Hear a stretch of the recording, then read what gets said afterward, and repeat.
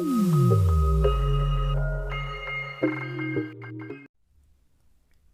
Video में मैं आपको जानकारी दूंगा कक्षा 9 के अध्याय 3 प्रश्नावली 3.1 का ये चौथा प्रश्न है।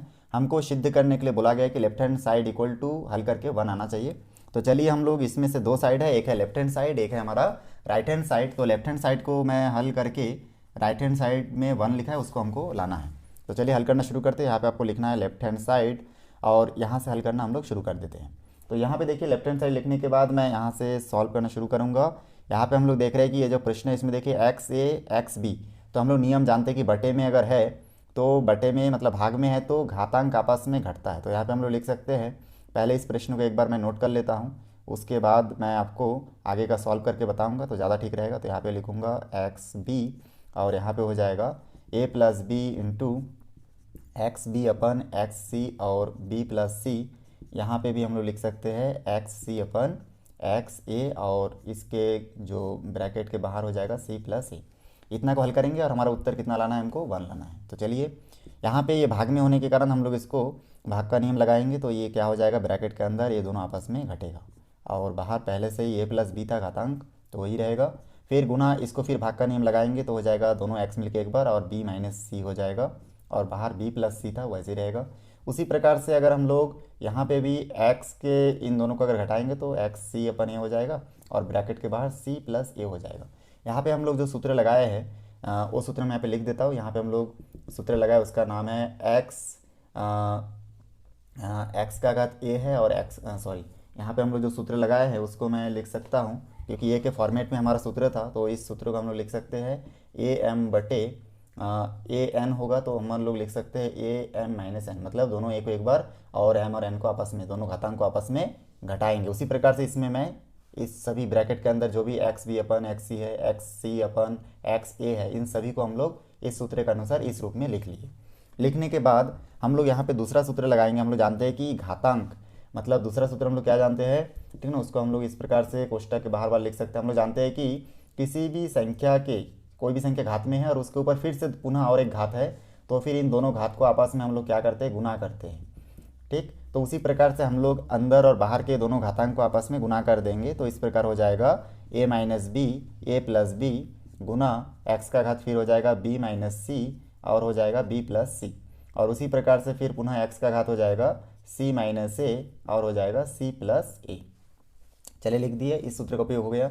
उसके बाद आगे बढ़ेंगे हम लोग जानते हैं कि ये जो घातांक के ऊपर है एक सूत्र का उपयोग हम लोग a माइनस बी और a प्लस बी को अगर दो बार गुना करेंगे, दोनों को अगर गुना करेंगे तो यहाँ पे बचेगा ए square minus b square.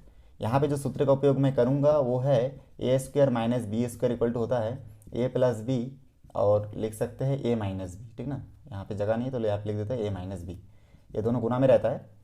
A square minus b square equal to हम लोग लिख सकते हैं a plus b a minus b. तो ऐसा अगर है तो ऐसा लिख सकते हैं, पहला का स्क्वायर माइनस दूसरा का स्क्वायर। तो वैसे इस नियम का उपयोग हम लोग करेंगे।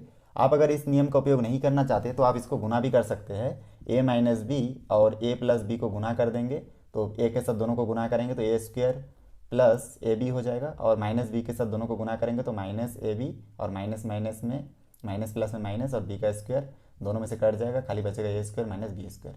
तो आप इस प्रकार से रफ में गुना भी कर सकते हैं या फिर डायरेक्ट इस सूत्र का उपयोग भी कर सकते हैं। तो यहाँ पे मैं सूत्र का उपयोग करूँगा, इन दोनों का आपस में गुना करूँगा तो ए स्क्वायर माइनस बी स्क्वायर बचेगा। उसी प्रकार से आप इन दोनों को गुना करोगे तो सिमिलर वही एक ही जैसा चीज़ तो है, तो यहाँ पे बी स्क्वायर और सी स्क्वायर बचेगा माइनस में और उसी प्रकार से यहाँ पे भी गुना करेंगे तो हमको मिल जाएगा सी स्क्वायर माइनस ए का स्क्वायर। ठीक, उसके बाद हम लोग क्या करेंगे, देखिए यहाँ पे इन सभी x क्योंकि गुना में है तो गुना में होने से हम लोग एक सूत्र का उपयोग करते हैं जिसमें क्या होता है कि जो चीज़ गुना में है उसका वो आपस में उसका घातांक में क्या होता है, जुड़ता है। जैसे a m into a n के रूप में रहेगा तो ये ऊपर का जो m और n है आपस में जुड़ जाएगा। उसी प्रकार से x का देखिए इन सभी का आधार एक समान था तो दोनों आधार एक बार हो गया। उसी प्रकार से इसमें x ए एक्स और ए एक्स तीनों एक जैसा है, इन तीनों को एक बार लिखेंगे और ऊपर के जो घातांक है इन सभी को जोड़ देंगे। तो पहला घातांक क्या है, a square minus b square, फिर प्लस का निशान, फिर दूसरा घातांक है बी स्क्वायर माइनस सी स्क्वायर और तीसरा घातांक को लिखने से पहले प्लस लिख के फिर लिखेंगे सी स्क्वायर माइनस ए स्क्वायर। तो यहाँ से हम लोग देख रहे हैं कि देखिए ए स्क्वायर यहाँ पे प्लस में है, इसके सामने कुछ नहीं प्लस, ए माइनस में कट गया। यहाँ पे बी स्क्वायर ए भी प्लस माइनस में कट गया, सी स्क्वायर भी प्लस माइनस में कट गया।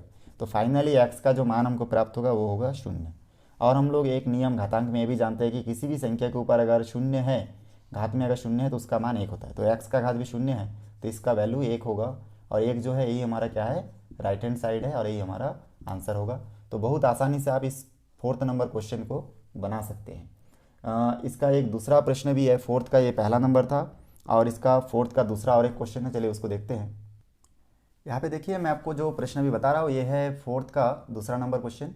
बहुत आईएमपी क्वेश्चन है और एग्जाम में पूछा जाता है। मैं लेफ्ट हैंड साइड लिख लिया हूँ पहले से, और हमको राइट हैंड साइड में 1 जो है ये लाना है, ठीक ना। लेफ्ट हैंड साइड हल करके 1 लाना है। तो चलिए हल करना शुरू करते हैं। यहाँ पे देखिए प्रश्न में बिठा चुका हूँ।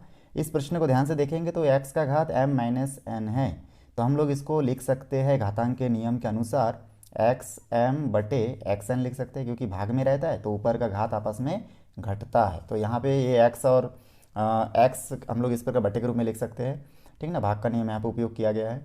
उसी प्रकार से यहाँ पे देखिए ऊपर 1 है और यहाँ पे 1 प्लस, इसको भी हम लोग लिख सकते हैं। पहले वाले को बटे के ऊपर x के घात n लिख के, दूसरा m को हम लोग बटे के नीचे भी लिख सकते हैं। यहाँ पे हम लोग जिस सूत्र का उपयोग किए हैं उस सूत्र को मैं यहाँ पे साइड में लिख देता हूँ। A M minus N equal to हम लोग लिख सकते हैं ए एम बटे ए एन, या फिर इतना होने से ऐसा लिख सकते हैं, या फिर ऐसा होने से हमेशा ऐसा लिखा जा सकता है।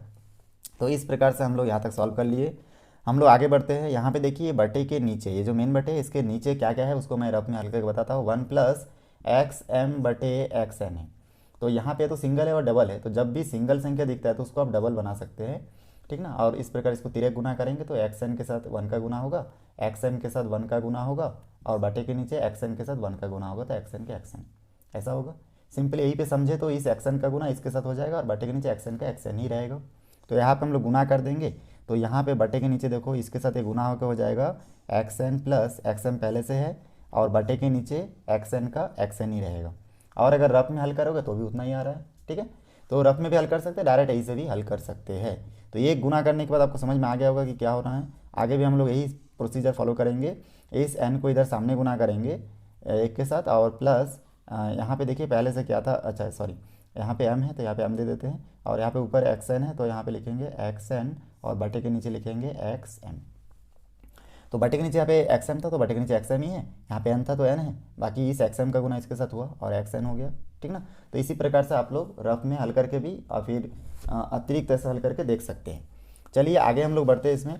तो आगे हम लोग देखेंगे कि अब ये जो मेन बटा है हमारा ये है, तो इस मेन बटे को मैं ऊपर लिखूँगा और उसके बाद हम लोग आगे का सॉल्यूशन देखेंगे कि क्या होगा।